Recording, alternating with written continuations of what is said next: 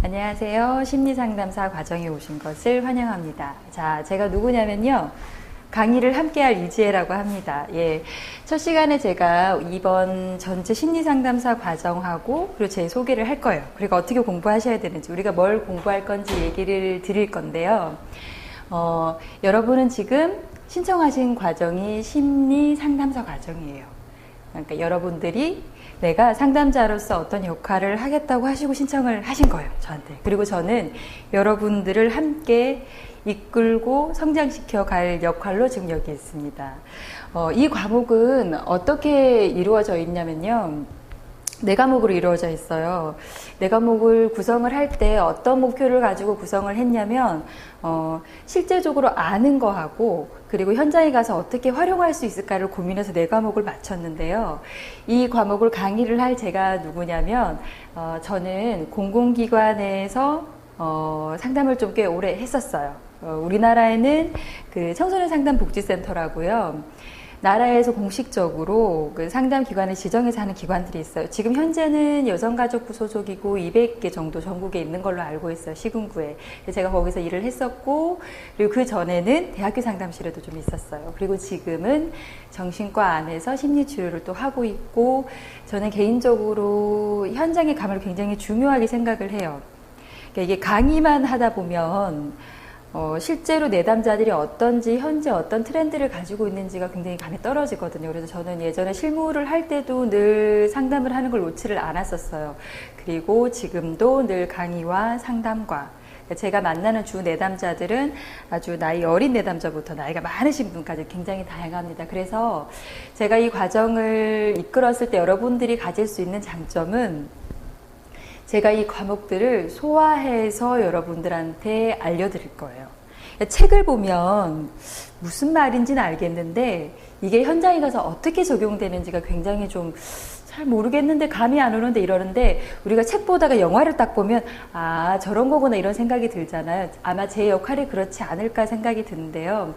여러분들이 아마 심리상담소 과정 전에도 조금씩 수업은 들었을 거예요. 근데 이게 뭐 현장에 가서 어떻게 적용이 된다는 건지 내가 뭐 어떻게 해야 된다는 건지 이런 거 잘 모르실 수도 있었을 텐데 제가 겪은 현장에서 겪은 이야기들을 여러분들하고 함께 나눌 거예요. 그리고 이 수업이 다 끝난 후에는 저도 성장하고 여러분들도 성장했으면 좋겠습니다. 온라인 강의이긴 하지만 서로 얼굴을 보면서 서로 저는 못 보는군요. 여러분들이 제가 이름은 볼 수 있을 거예요. 그래서 여러분들이 얼마나 성장해 가는지 그리고 인터넷에 올려주시면 제가 답도 달아드리고요. 그리고 제일 중요한 건 여러분들이 제 강의를 들으시면서 같이 따라와 보시는 게 굉장히 중요할 것 같아요. 자, 어떻게 따라오면 되는지 제가 설명을 해드리도록 하겠습니다. 과목이 심리학 개론, 교육심리학, 임상심리학, 이상심리학 4개가 있어요. 왜 이렇게 정했느냐? 심리학 개론은요, 어떤 과목이냐면 이건 본질을 알 수 있는 과목이에요. 그러니까 예를 들어서 우리 동네에 우체국이 여기 있고요. 마트가 여기 있고요. 뭐 경찰서가 여기 있어. 이런 걸 알려주는. 근데 이 어디 있는지 알려주는데 이게 어떤 일을 하는지 정확하게 알려주지는 않잖아요. 근데 어디에 뭐가 있는지 안다는 건 내가 필요할 때 어디로 가야 될지 알 수가 있거든요. 심리학 개론은 그런 역할들을 할 거예요. 여러분들한테 이걸 필요하실 때는 뭐 발달심리학을 공부해야 된다든지 교육심리학을 공부해야 된다든지 뭐 이런 것들을 성격심리학을 공부해야 된다 이런 걸 알려주는 번지수를 알려주는 게 심리학 개론의 역할입니다. 그리고 교육심리학은요 최근에 학교에서 문제가 아이들이요 발달 과정상에 여러 가지 문제가 굉장히 많았어요. 그러면서 학교의 상담사들이 아주 많이 투입이 됐어요. 그리고 그 아이들을 상담하려고 하면 우리 뭘 알아야 되나요? 우리가 어떻게 교육을 해야 하는지 알아야 되겠죠. 그래서 학교 현장이나 또 보육교사를 하셨던 분들도 있으실 거예요. 그런 어떤 실제 장면들 속에서 우리가 가르칠 아이들을 어떻게 이해하고 어떻게 상담을 해나가야 되고 어떻게 개입을 해야 되는지를 제가 알려드릴 텐데요. 제가 학교 아이들을 지금도 많이 만나고 있어요. 오늘도 만나고 왔고 아이들이 하는 생생한 얘기는 교과서에 담을 수 없는 그런 멘트들이 있어요. 아마 그런 멘트들을 저를 통해서 아마 들으시게 될 거예요. 저는 초등학교, 중학교, 고등학교 그리고 아주 어린 아이들을 키우시는 부모님들도 자주 만나는데요. 때로는 많은 책보다 그분들이 하시는 한두 마디 말이 굉장히 많이 상담자를 성장시키고 이해시키는 데 많이 도움이 돼요. 그래서 제가 현장에서 겪었던 것들, 그리고 실제 제가 현장에 갔을 때 이런 거는 필요하다고 느꼈던 것들을 이론으로 같이 소화해서 알려드릴 거예요. 그리고 임상심리학 같은 경우에는요, 제 생각에는 여러분들이 상담 심리사를, 이 심리상담 과정을 하시고 상담자로서 활동을 하실 때 임상심리학을 아는 게 어떻게 도움이 될까를 보면 이 치료적 개입이라는 부분에서 좀 많이 도움이 되실 것 같아요. 그리고 제 임상심리학에서는 실제로 여러분들이 어떻게 상담을 하시는 게, 어떻게 치료를 하시는 게 좋을지를 제가 알려드릴 거예요. 어떻게 알려드릴 거냐면요. 제 수업은 전반적으로 아마 사례가 아주 많이 들어갈 거예요. 어려운 전문 서적 보시면 맨 앞에 사례로 이렇게 시작되는 책들 되게 많이 있거든요. 그 책은 굉장히 그 앞은 빨리 읽혀지는데 뒤에 전문 서적은 무슨 말인지 모르겠다 이럴 때도 있는데 사례를 통해서 들으시면 아 이게 이런 거구나 라는 생각이 좀 많이 드실 거예요. 제가 임상심리학 오프닝에도 아마 임상 이상 둘 다 사례가 많이 들어갈 텐데요. 실제로 이럴 때 어떻게 해야 된다 저럴 때 어떻게 해야 된다 그리고 실제 제가 현장에서 봤을 때 이런 부분을 개입할 때는 주의사항이 있습니다 라고도 얘기를 해드릴 거예요. 임상하고 이상이 좀 같이 가는 부분이 있는데요. 이상 같은 경우에는 실제적으로 어떤 증상을 나타내는지를 제가 많이 소개를 해드릴 거예요.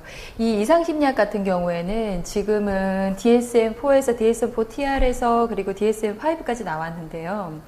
우리가 어떤 사람의 어떤 증상을 가지고 어떻게 봐야 될지를 다축을 알려주는 부분이 이 부분인데요. 제가 이거 할 때는 실제로 보면 도움이 될 영화나 혹은 뭐 실제 도움이 될 책들이나 사례들을 얘기를 해드리면서 이게 우리가 살아가는 삶 속에서 현장 속에서 어떤 모습으로 대하게 될지 알려드릴 거예요. 근데 이상심리학이나 임상심리학 같은 경우에는요.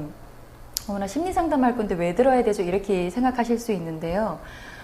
우리가 상담과 심리치료를 구분해서 강의를 하기도 하는데요. 제가 실제 임상 장면에서 보니까요. 실제 보니까 사람들이 되게 상담 대상은 뭔가 스스로 해결은 할 수 있는데 좀 도움이 필요한 사람이라고 그냥 포괄적으로 정리하는 경우가 많은데요. 상담 대상인지 어떤 전문적인 좀 더 집중적인 치료의 대상인지를 구분해내는 역할을 상담자가 해야 되는데 이 증상을 모르면 그렇게 못할 수도 있어요. 예전에 그런 경우 있었어요. ADHD-I로 진단을 받은 아이인데 이제 병원에서는 약을 먹는 게 좋다고 했고 실제 어머님들 얘기해요. 학교에서 선생님이 어머니 약 드게 하지 마시고요. 제가 사랑으로 가르쳐 보겠습니다라고 했는데 엄마가 혼란스러우셨어요. 의사 선생님 말을 들어야 될지 선생님 말을 들어야 될지 두 분 말이 다 맞아요. 그 아이가 지금 굉장히 산만함 때문에 어려움을 겪는다면 약을 먹으면서 정말 그 선생님처럼 사랑해 주시는 선생님이 있어서 두 개가 동시에 들어가면 좋은데 엄마가 헷갈렸던 건 잘 모르니까 어떻게 해야 될지 어떻게 해야 되죠? 선생님이 이렇게 막 물어보셨는데 이런 경우에 상담사가요. 두 가지 정보를 다 알고 있거나 이런 증상일 때 이런 게 효율적인데 이런 건 도움이 되고 도움이 안 된다는 걸 알 수 있으면 조언을 할 수가 있거든요. 근데 그렇지 못하면 잘 모르겠어요. 이렇게 되면 상담자의 역할에서 전문성의 부분에서도 좀 어려움을 겪게 되고요. 스크리닝을 할 수가 없어요. 이 사람은 병원에 가서 치료적인 개입을 해야 되고 어떤 사람은 심리상담만으로도 남는 사람이 있고 어떤 사람은 뭐 인지치료를 받아야 되는 사람도 있고 여러 가지 치료 장면 세션이 많이 있는데 어디로 연결을 해야 될지 모르면 상담자 스스로가 많은 부담을 가질 수가 있어요. 만약에 심리상담 대상자로 왔는데요. 조현증, 예전에 정신분열증이라고 했어요. 그런 사람이었다면 그분은 약물 치료를 받으면서 치료를 받는 게 좋아요.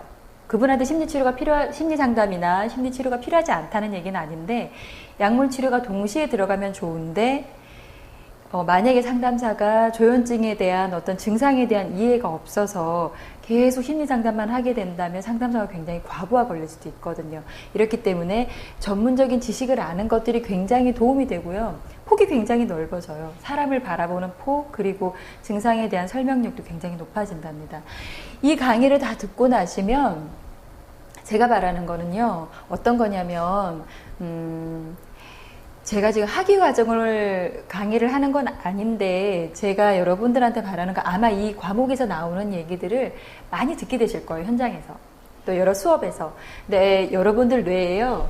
제가 알려드리는 게 이렇게 다 시작선으로 남았으면 좋겠어요. 그래서 저거 어디서 들어봤는데 그러면 다음에 여러분들이 들은 게 계속 이렇게 선으로 이어지겠죠.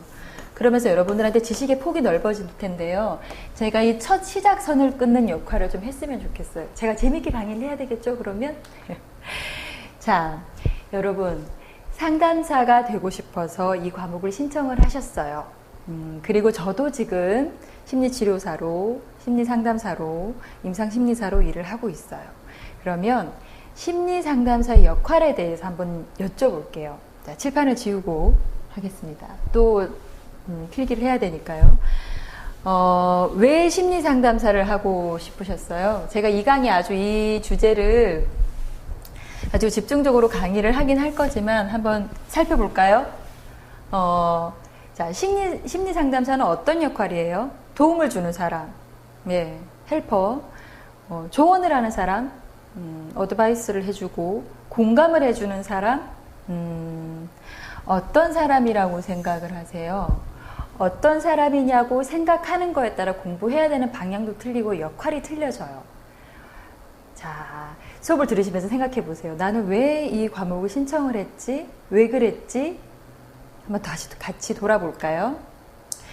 그 심리상담사를 신청하신 아까 그 이유들 중에요. 헬퍼로서, 조언자로서 여러 가지 동기들이 있으실 거예요. 제가 동기 부분을 이 강의에서 좀 집중적으로 다룰 텐데요.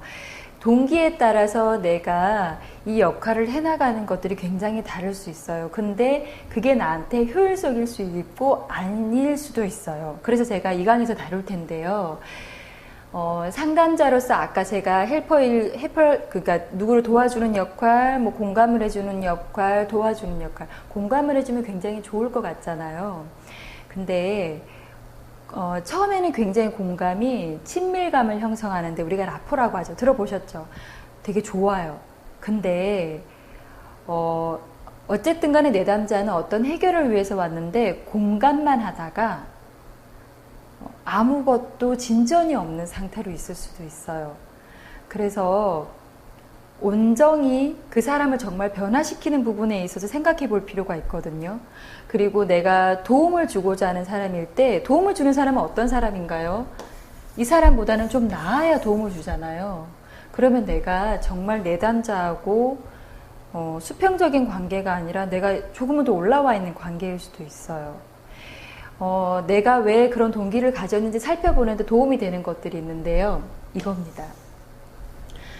도와주는 것도 좋고요. 조언을 해주는 것도 좋아요. 근데 그게 상담 장면에서 얼마나 효율적으로 운영되는지는 좀 볼 필요가 있는데요.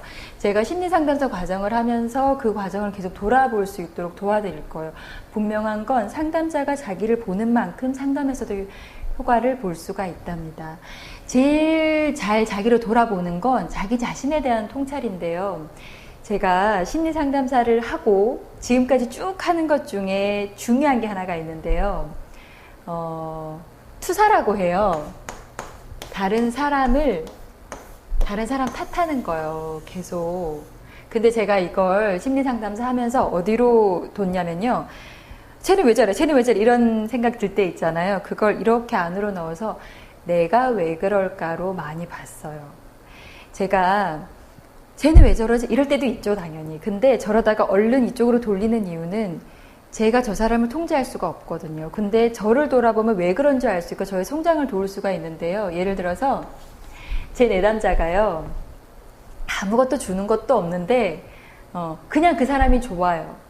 그럼 제가 이전에 그런 비슷한 사람, 예를 들어서 빨간 옷을 입고 온 사람이라고 치면 빨간 옷을 입은 사람한테 굉장히 느낌이 좋았던 거예요. 근데 파란색 옷을 입은 내담자가 오면 그냥 싫은 거예요. 아무것도 해주는 것도 없는데.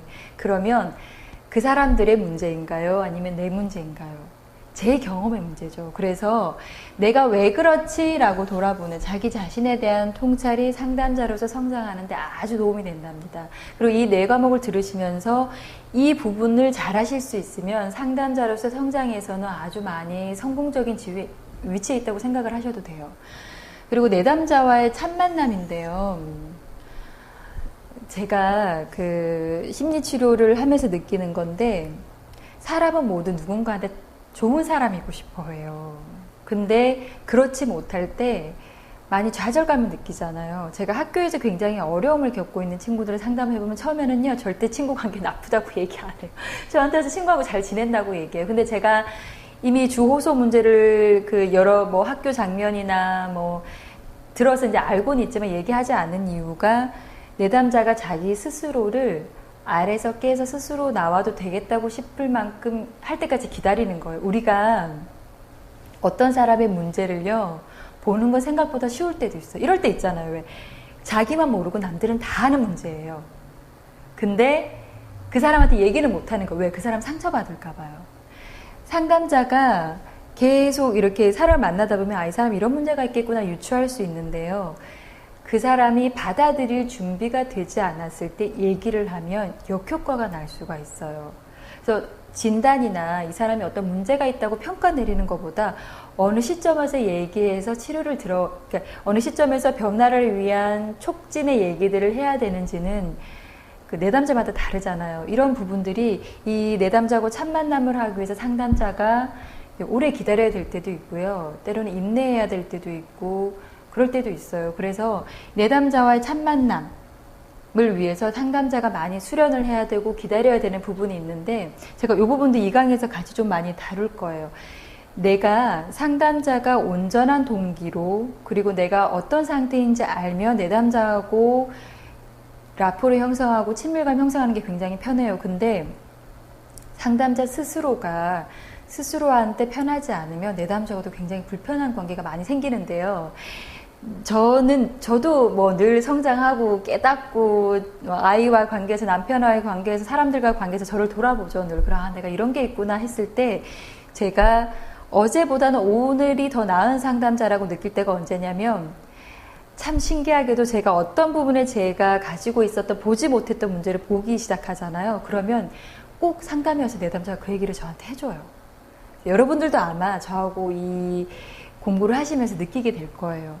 참 신기하다는 생각이 좀 많이 들어요. 그리고 상담자는 끝이 없어요. 계속 성장해 나가는 직업인데요. 이 과목 들으시는 분 중에 조금 다른 일 하시다가 혹은 나이가 좀, 난 좀 남들보다 많은데 이렇게 하시는 분 있을 거예요. 상담이 참 좋은 이유 중에 하나는 육아와 아이를 기른 거 다 경력이 돼요. 이렇게 좋은 직업이 없어요.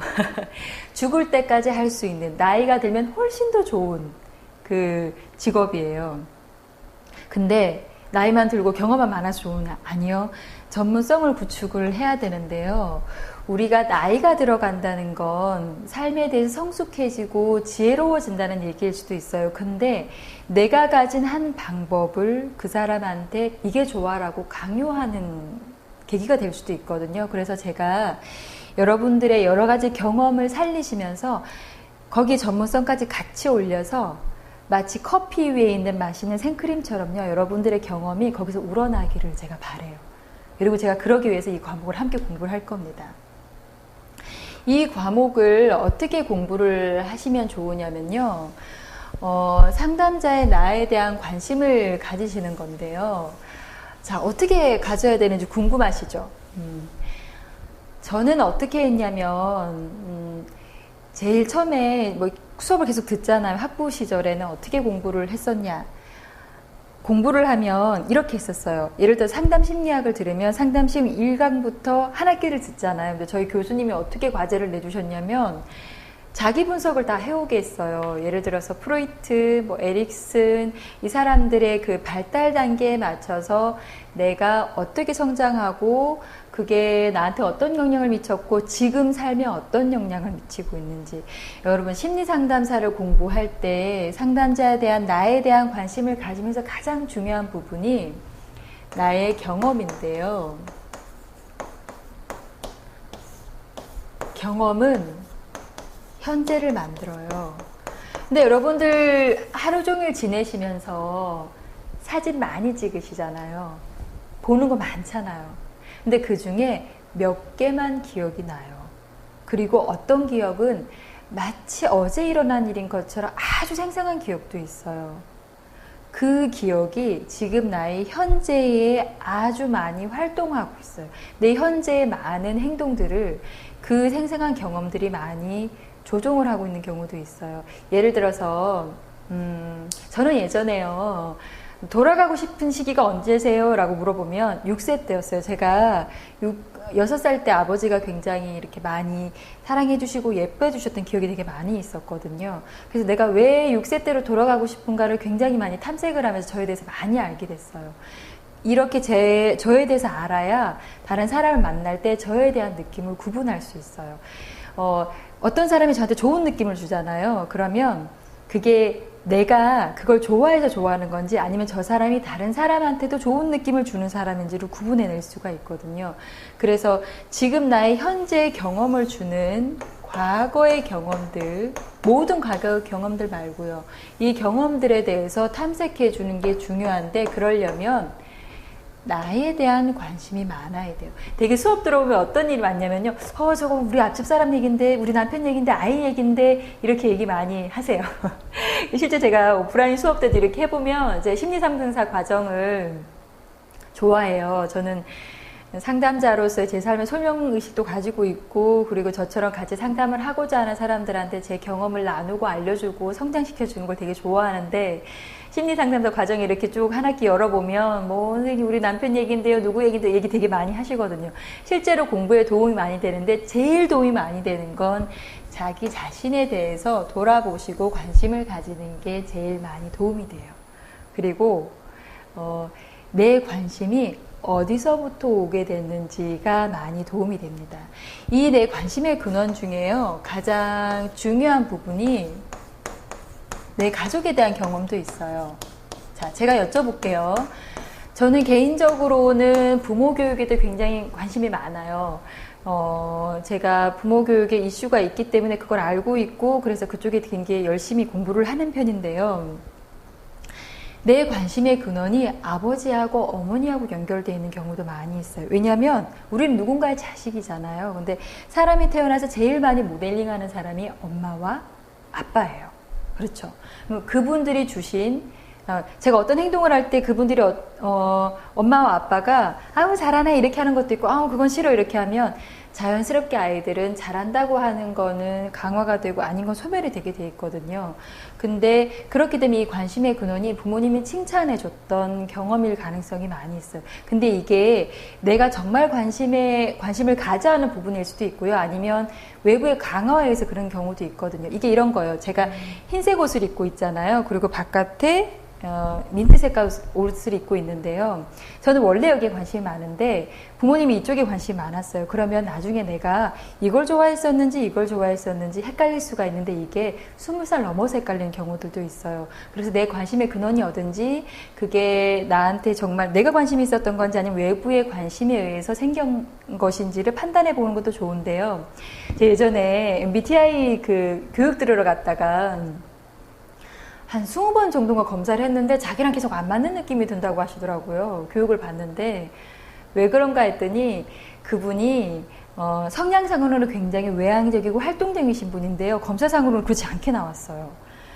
그분을 이렇게 탐색을 우리가 같이 이렇게 하면서 느꼈던 건데 그분이 성향은 흰색으로 타고났는데요. 부모님이 굉장히 자에 딱 맞듯이 이렇게 생활하는 걸 좋아하셨대요. 그래서 부모님의 강화에 의해서 본인은 원래는 좀 덜렁거리고 이렇게 뭐 정리정돈하는 거 별로 안 좋아하고 그랬는데 부모님에 의해서 교육에 의해서 그렇게 성장을 한 거예요. 근데 30살 넘어서 계속 이건 내가 아닌데 라는 생각이 많이 들어서 교육을 받으시면서 교육 과정 끝에 자기 원래 유형을 찾으셨어요. 근데 그분 필통에 보면 모든 필기구가 종류별로 있었는데요. 심리상담사 과정을 하시면서 나를 한번 탐색해 보세요. 나에 대한 여행을 떠나신다고 생각하시면서 과정 한강 들으실 때마다 나는 왜 그렇게 했을까 이렇게 했을까 하시는 게 여러분들이 상담자로서 성장하는데 아주 많이 도움이 될 거예요. 그리고 이 투사는요. 우리가 마음이 불편하면요. 다른 사람 얘기를 많이 해요. 다른 사람 얘기 많이 하고요. 그리고 그 다른 사람한테 굉장히 관심이 많이 가져질 때 한번 살펴보세요. 내 마음이 굉장히 행복하고 편한 상태인지 아니면 좀 불편하고 어려운 상태인지.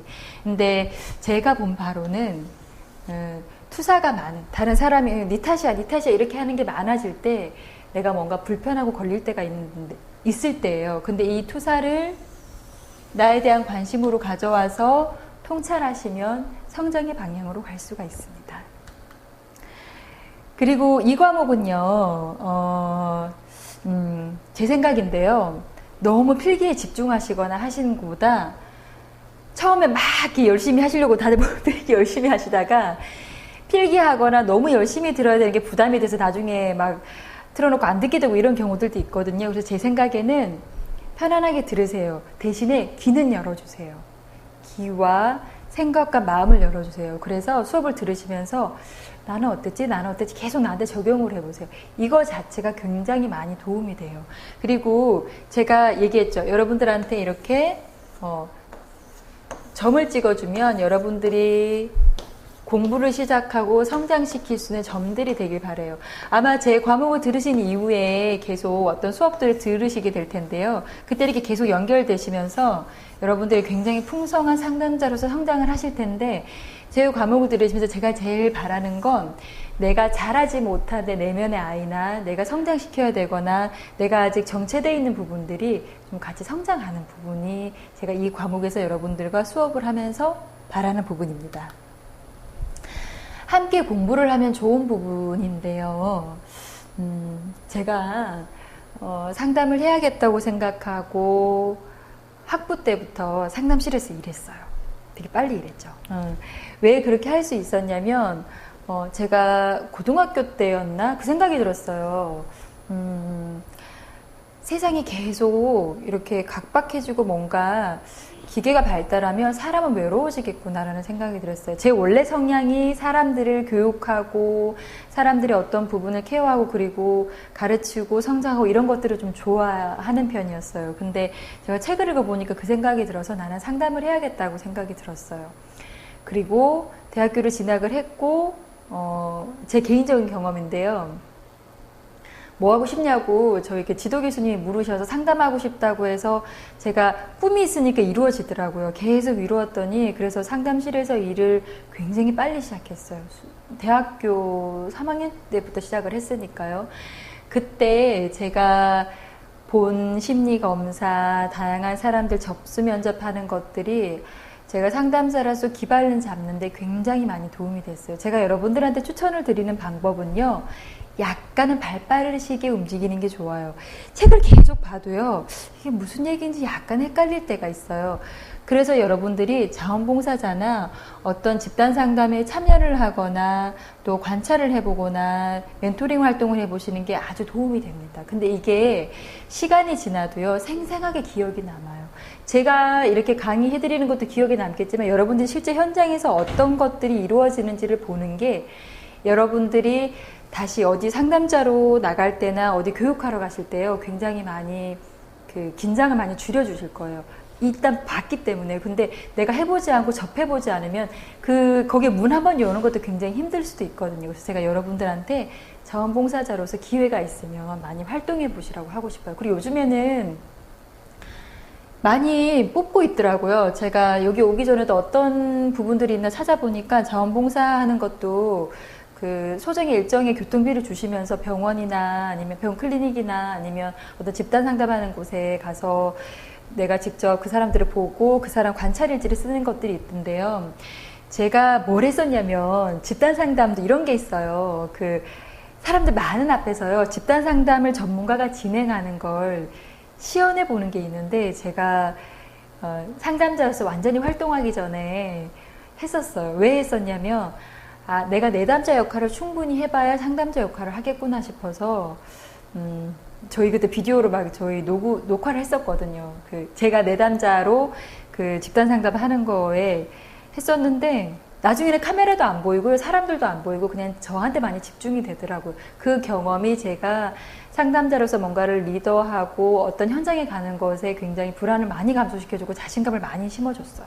여러분들한테도 그런 자신감을 가질 수 있는 기회들을 알려드리니까 꼭 해보세요. 내가 할 수 있을까? 할 수 있어요. 그러니까 여러분들 제가 화이팅 응원하니까 계속 이 과정을 들으시면서 어디든지 자원봉사자를 시작해 보시면서 활동을 해보신 거를 제가 권해드려요. 상담복지센터에서도요, 상담 자원봉사자 많이 뽑아요. 그래서 현장의 감을 잃지 않고 어디든지 문턱이 낮게 계속 가보시는 게 여러분들한테 아주 많이 도움이 될 거예요. 그리고 제가 이상심리학에서는 특별히 어떤 영화를 참고하세요 이렇게 알려드릴 거예요. 그러면 여러분들이 영화를 보시면서 아 이런 증상이 있었구나 라고 많이 보시면 참고가 될 거예요. 제가 그걸 해드리는 이유가 제가 학부 때 그렇게 공부했었는데요. 저는 동영상으로 증상을 촬영해서 오라고 하는 과제도 받았었는데 되게 재밌었고 그 수업이 아직도 기억이 나요. 그래서 여러분들의 뇌는 즐겁고 새로운 걸 좋아하기 때문에 수업을 들으시면서 시간이 나실 때 영화를 한 번씩 챙겨보시면 좋을 것 같아요. 그리고 궁금하시죠? 이거 하면 공부하고 나 또 뭐 할 수 있죠? 제가 지금 적어드린 게 국가자격증이에요. 제가 이걸 학부 때부터 석사까지 해서 다 땄어요. 어떻게 했냐면 이 과목 5개가요. 전혀 다른 과목이 아니에요. 지금 심리상담사 과정에서 들으시는 과목이 다 밑거름이 되는 과목이에요. 그래서 청소년 상담사, 임상심리사, 사회복지사, 직업상담사, 청소년 지도사 이 밑거름이 되는 과목들이 과목인데다가 하나를 공부하시면요 다 연결되어 있다는 느낌이 들 거예요. 그래서 제가 4과목을 한꺼번에 강의를 하잖아요. 그래서 중복이 안 되게 좀 강의를 하려고 해요. 지금 여러분들한테 쏙쏙쏙 들어오게 강의를 해드릴 테니까 여러분들 쏙쏙쏙 잘 들어주세요. 그리고 학회 자격증이 있는데요. 제일 많이 하신 학회 자격증이 상담심리사나 전문상담사인데 둘 다 학회에 가입을 하셔야 돼요. 그리고 요즘에 기업에서는 상담심리사 자격증을 많이 가지고 이 2개 자격증을 가지고 있는 사람들을 선호하기도 하는데요. 왜냐하면 이유가 있어요. 앞에 국가 자격증은요. 실무 경력이 있거나 이렇게 해서 따게 되는 그 자격증이거든요. 뭐 3급은 뭐 청소년 상담사 같은 경우에는 심리학 전공자 학부 졸업하면 3급을 딸 수 있고 그래서 뭐 실무 경력이 되면 2급을 딸 수 있고 이렇게 할 수가 있어요. 근데 상담심리사나 전문 상담사 같은 경우에는 학력도 있어야 되고 시험도 쳐야 되는데 그 몇 케이스 이상 상담을 해야 된다는 것들이 있어요. 그래서 우리가 어떤 사람 뽑을 때 이 사람이 정말 실제로 상담을 할 수 있나 없냐를 보기 위해서 이 과목을 이 자격증을 많이 선호하시는 것 같아요, 요즘. 그리고 관련 자격증으로는요, 요즘 인터넷하고 스마트폰이 굉장히 많이 교육들도 굉장히 많아요. 저도 하고 있는데, 심리 상담사 하시면서 아마 개인 상담도 할 기회가 있지만 아이들 데리고 강의를 하시거나 교육을 하실 기회도 있으실 거예요. 그거에 심리상담사 과정을 들으시는 게 아주 많이 도움이 될 텐데, 뭐 학교폭력 예방 지도자나 자살 예방 지도자, 또래 상담 지도자 같은 경우들도 많이 도움이 될 텐데요. 이거를 하시려면 아이들에 대한 이해가 필요하시잖아요. 그리고 부모님들에 대한 이해도 해야 되고, 사람들이 어떤 심리 기제를 가지고 있는지도 이해를 해야 되는데, 그 과목도 제가 심리상담사 과정에서 많이 다룰 거랍니다. 제가 제일 원하는 건요, 여러분들이 완벽하게 완성이 돼서 상담을 하시는 게 아니에요. 저도 그렇고 여러분들도 그렇고 내담자를 만나면서 함께 성장해요. 그렇기 때문에 내면에 대한 이해를 돕는 과정이면서 여러분들이 실제 내가 이걸 어떻게 써야 되지, 어떻게 적용해야 되지 이 부분을 저와 함께 하시면서 도움을 아주 많이 받았으면 좋겠는데요. 그래서 제가 이 강에서는 상담자가 되려는 동기에 대한 검토를 함께 할 거랍니다. 왜 여러분들이 이걸 신청하셨고 어떤 동기가 있었고 어떤 동기가 있었기 때문에 지금 이렇게 하시려고 하실 텐데 이런 동기일 때는 이렇게 하는 게 좋고 동기 자체가 나쁜 건 아닌데 이런 동기일 때 이게 상담에서 어떻게 하면 효율적으로 함께 가게 될지를 나눠볼 거예요. 나를 살펴보는 건 상담 장면에서 굉장히 많이 도움이 된다고 얘기 드렸잖아요. 제가 그 상담자가 되려는 동기에 대한 검토를 언제 제일 많이 하냐면요.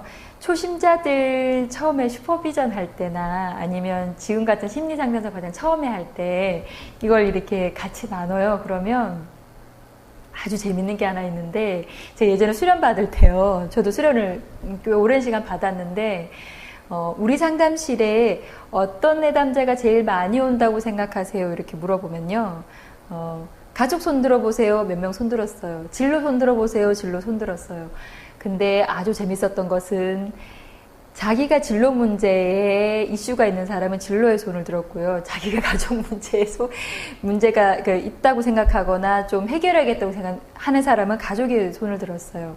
이게 뭐냐면 내가 가족의 이슈가 있으면 내담자가 진로 문제로 왔는데요. 가족 문제로 상담을 할 수도 있다는 얘기예요. 그래서 상담자가 전문성을 발휘하고 전문가로 활동을 하기 위해서 내가 어떤 동기를 가지고 있느냐를 살펴보는 게 굉장히 중요해요. 그래서 여러분들과 함께 제가 검토해 보면서 나는 어떤 동기를 가지고 있고 그래서 앞으로 이 동기를 가지고 어떻게 상담을 해야 될지를 알려드릴 겁니다. 기대되시죠? 제가 이 강에서 여러분들하고 함께 이걸 살펴보고 나서 여러분들이 이 강 지나고 나면 또 지금보다 더 많이 성장해 계실 거예요. 제가 1강 마치면서 여러분들을 응원하는 마음과 그리고 함께 앞으로 잘 갔으면 하는 마음을 담아서 여러분들한테 강의를 열심히 할 거고요. 그리고 함께 이 시간들이 여러분들과 저의 같은 성장을 이루어냈으면 좋겠습니다. 이 강에서 뵙도록 하겠습니다.